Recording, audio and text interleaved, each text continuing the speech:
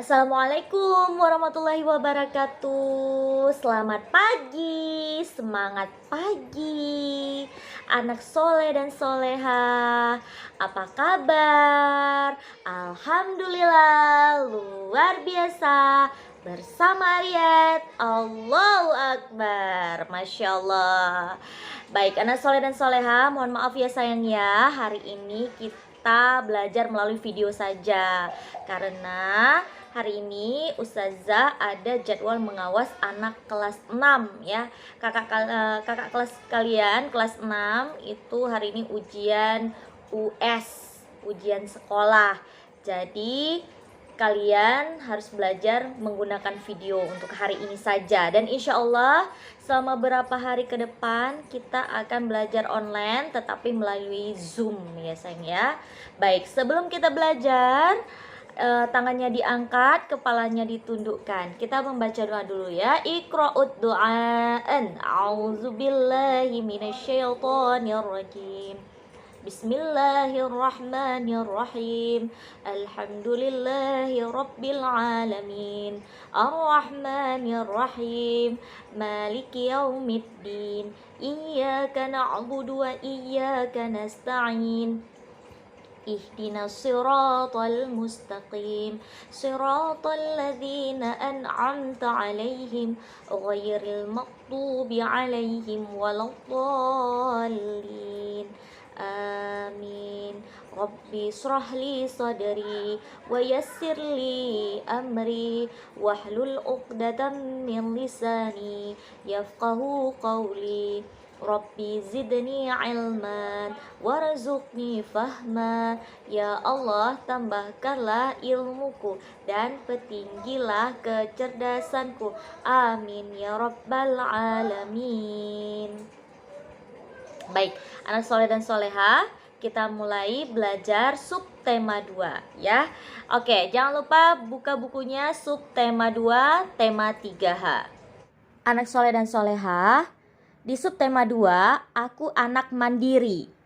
Nah, apa saja yang kamu pelajari dalam kegiatan pramuka? Kegiatan pramuka sangat bermanfaat. Salah satunya adalah dapat melatih kemandirian. Nah, jadi kegiatan pramuka ini itu manfaatnya salah satu adalah untuk melatih kemandirian. Melatih kemandirian yang bagaimana? Bisa memakai baju sendiri, makan sendiri tanpa disuapin ya. Kemudian bisa membantu orang tua mencuci piring, kemudian bisa membantu orang tua menyapu dan juga mengepel di rumah ya. Itu adalah salah satu manfaat dari kegiatan pramuka. Kemudian kalau kemarin Ustazah sudah pernah menjelaskan ada 3 manfaat ya sebenarnya ya. 3 manfaat kita mengikuti kegiatan pramuka ini. Yang pertama adalah melatih kemandirian seperti yang Ustazah jelaskan tadi. Kemudian melatih kepemimpinan ya. Jadi melatih kalian untuk berjiwa pemimpin, menjadi pemimpin dalam segala kegiatan, misalnya seperti menjadi ketua kelas ya. Kemudian bisa memimpin teman-teman ketika misalnya ada tugas kelompok. Nah, seperti itu. Kemudian ada yang terakhir adalah pengabdian ke masyarakat. Jadi manfaat kegiatan pramuka ini adalah kita itu sangat berguna bagi masyarakat, bisa membantu masyarakat dan sebagainya ya sayang ya. Nah, kemudian sayang, sebagai contoh dalam kegiatan berkemah, kalian belajar membangun tenda, kemudian menyiapkan makanan dan mengatur jadwal kerja bakti secara mandiri ataupun beregu. Pramuka siaga belajar keterampilan sehari-hari, mulai dari melipat pakaian, mempersiapkan barang keperluan pribadi, dan lain-lain. Anak soleh dan soleha, pada pembelajaran 1 halaman 32, coba buka buku kalian. Di sini ada ayo mengamati ya. Nina bersiap untuk melakukan kegiatan pramuka. Ia mempersiapkan barang bawaannya sendiri. ia juga memakai pakaian dan sepatunya sendiri. Jadi si Nina ini dia itu mandiri, tidak dibantu oleh orang tuanya dalam memakai pakaian dan juga dalam memakai sepatu. Jadi dia bisa serba sendiri. Nah, karena kenapa? Karena dia sudah terlatih pada kegiatan pramuka. Nina adalah anak yang mandiri. Amatilah seragam pramuka dengan lambang yang lengkap di bawah ini. Nah, anak soleh dan soleha bisa memperhatikan lambang-lambang yang ada pada seragam pramuka ya, yang ada di halaman 32. Anak soleh dan soleha, pada halaman 33 di dalam tabel ya ada lambang dan nama. Nah, di sini di halaman 32 sudah tertera ya, sudah tertulis tentang lambang-lambang dan nama-namanya apa saja. Nah, kita lihat pada tabel halaman 33 ada lambang segitiga yang berwarna oranye. Itu namanya adalah tanda burung ya, tanda burung. Kemudian lambang yang lingkaran dan juga persegi itu namanya tanda tutup kepala. Tanda tutup kepala laki-laki dan tanda tutup kepala perempuan. Kalau tanda tutup kepala laki-laki itu yang persegi, tapi kalau tanda tutup kepala perempuan itu adalah yang lingkaran. Nah, kemudian ada lambang yang tabel nomor 3, itu adalah yang biru, tanda pandu dunia. Nah, sedangkan yang keempat, lambang yang keempat yang ada seperti jajar genjang ini ya sayangnya, seperti jajar genjang ini, itu namanya adalah tanda kecakapan umum ya, atau TKU singkatannya. Kemudian kita lihat lagi yang di sampingnya, di tabel sampingnya, tabel samping kanan itu ada lambang lencana wilayah ya, namanya lambang lencana wilayah. Sedangkan yang nomor 2 tabel sebelah kanan itu namanya adalah tanda jabatan. Kemudian yang terakhir itu ada yang lambangnya tulisannya Kota Semarang. Nah, itu adalah namanya pita wilayah. Nah, itulah nama lambang ya pada tabel-tabel pada halaman 33. Baik, anak soleh dan soleha, coba kembali membuka bukunya halaman 33, perhatikan pada ayo berdiskusi ya.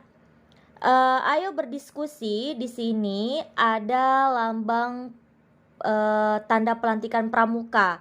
Ada untuk siswa laki-laki dan juga siswa perempuan.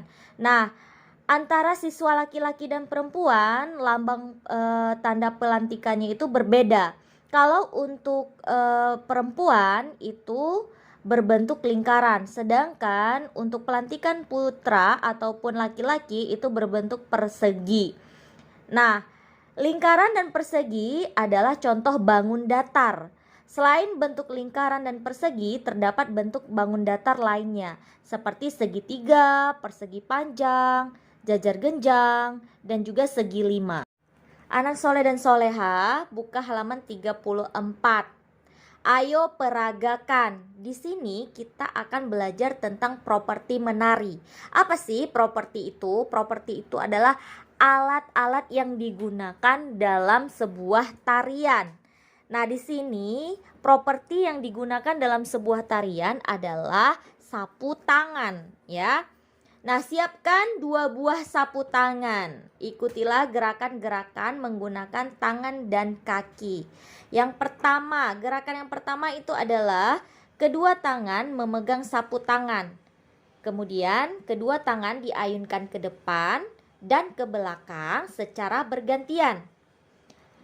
Lakukan sambil melangkahkan kaki ke depan dan ke belakang secara bergantian. Nah, gerakan yang kedua adalah kedua tangan diayunkan ke kanan sebanyak 2 kali. Lakukan sambil melangkahkan kaki ke kanan 2 langkah. Nah, ulangi gerakan dengan arah sebaliknya. Kalau tadi ke kanan, jadi ulangi langkah ke kiri ya. Kemudian gerakan yang ketiga adalah kaki kanan melangkah ke belakang sambil membuka kedua tangan ke samping. Kaki kanan kembali ke depan, lalu tangan diayunkan menyilang di depan badan. Nah, setelah selesai, coba lakukan gerakan kepala berikut. Nah, posisi duduk agak berjongkok. Kedua tangan diayunkan ke samping kiri sambil kepala menengok ke kanan. Jadi, tangan diayunkan ke kiri tetapi kepala kalian menengok ke kanan. Nah, lakukan gerakan yang sama ke arah sebaliknya. Kalau tadi kaki kiri sambil menengok ke kanan, sekarang bergantian antar kaki kanan tapi kepalanya menengok ke kiri. Ya, diselang-selang gitu ya, sayang, diselang-seling ya. Anak soleh dan soleha, kita berlanjut ke pembelajaran 2 pada halaman 37. Nah, di dalam pembelajaran 2 ini ada beberapa kegiatan pramuka yang kita pelajari. Misalnya P3K. Apa sih P3K itu? P3K itu adalah singkatan dari pertolongan pertama pada kecelakaan. Nah, kemudian di sini di dalam kegiatan pramuka kita juga bisa mempelajari tentang memasak, berkemah, gerak jalan, dan lain sebagainya. Nah, di Ayo Berdiskusi, masih di halaman 37, salah satu keterampilan yang dipelajari dalam pramuka siaga itu adalah pertolongan pertama pada kecelakaan atau yang disebut dengan P3K. Nah, pramuka mengajarkan arti tolong-menolong sesama manusia, baik dalam kecelakaan, kesulitan, maupun musibah yang menimpa anggota pramuka. Diajarkan untuk ikhlas menolong dalam keadaan apapun. Jadi kalau sudah menjadi anggota pramuka, sayang, itu tidak boleh mengharap balasan ataupun mengharap imbalan. Kan tadi misalnya, kan tadi saya sudah menolong kamu dalam kecelakaan, kamu harus bayar saya, itu nggak boleh ya sayang ya. Jadi ketika kamu telah menolong, itu harus menolong dengan ikhlas. Jadi di dalam kegiatan pramuka itu kita juga diajarkan untuk ikhlas ya, dan juga tolong menolong. Tolong menolongnya dalam keadaan ikhlas. Nah, sikap saling menolong ini merupakan pengamalan Pancasila, yaitu sila kedua yang berbunyi kemanusiaan yang adil dan beradab. Nah, lambang sila kedua itu apa? Nah, lambang sila kedua itu adalah mata rantai ya sayang ya. Nah, contoh pengamalan sila kedua Pancasila itu apa? Nah, contohnya coba lihat di buku, itu ada membantu korban bencana alam. Kemudian bersikap santun kepada siapapun, terutama kepada orang yang lebih tua. Kita lanjut pada halaman 38.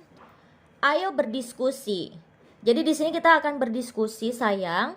Untuk pramuka siaga terdapat 10 tanda kecakapan khusus atau yang disingkat dengan TKK yang wajib dimiliki pada kegiatan pramuka.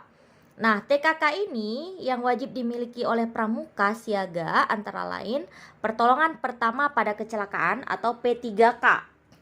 Kemudian pengatur ruangan, pengamat, juru masak, berkemah, penabung, menjahit, juru kebun, pengaman kampung, dan gerak jalan. Nah, coba lihat lambang TKK pada gambar berikut ya. Nah, pada halaman 38 di dalam tabel di situ yang ada lambang pertama. Lambang pertama itu artinya yang ada tambah itu ya.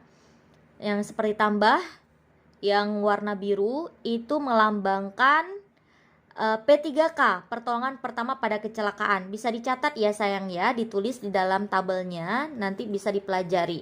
Kemudian yang kedua adalah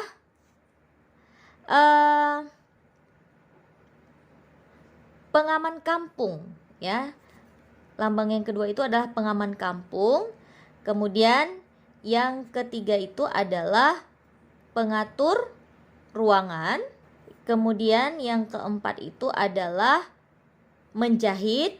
Yang kelima adalah juru kebun ya. Yang keenam adalah juru masak.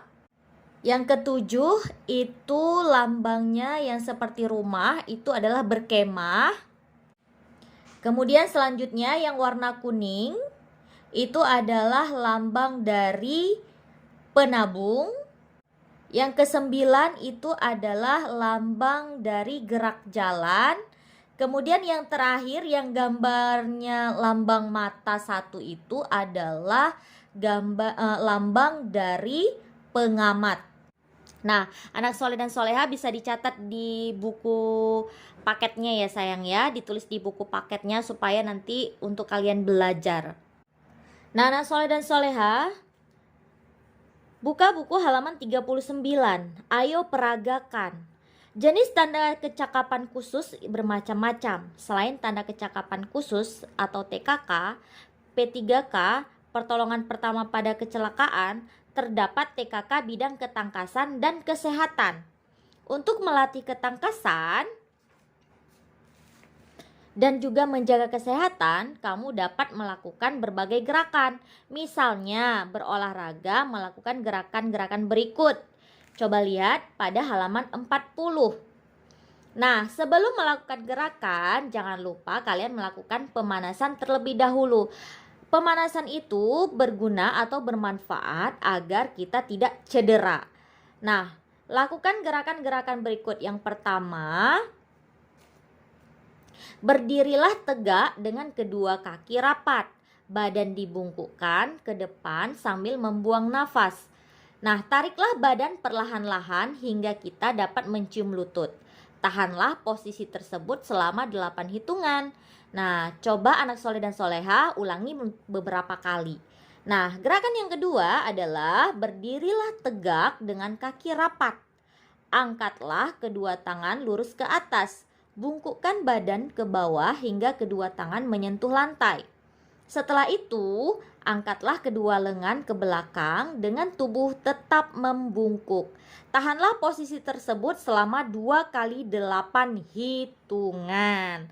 Nah, anak soleh dan soleha, gerakan-gerakan ini dilakukan dengan bimbingan guru ataupun orang tua. Jadi, tidak bisa dilakukan sendiri karena takut nanti anak soleh dan soleha cedera ya. Tapi untuk menghindari cedera, anak soleh dan soleha harus melakukan pemanasan terlebih dahulu. Anak soleh dan soleha, pelajaran kita hari ini sampai di sini. Nanti di jam tema berikutnya Ustazah akan memberikan tugas untuk kalian ya. Jadi jangan lupa dikerjakan tugasnya di rumah. Nah, sebelum kita akhiri, maka kita membaca hamdalah. Alhamdulillahirabbil alamin. Wassalamualaikum warahmatullahi wabarakatuh.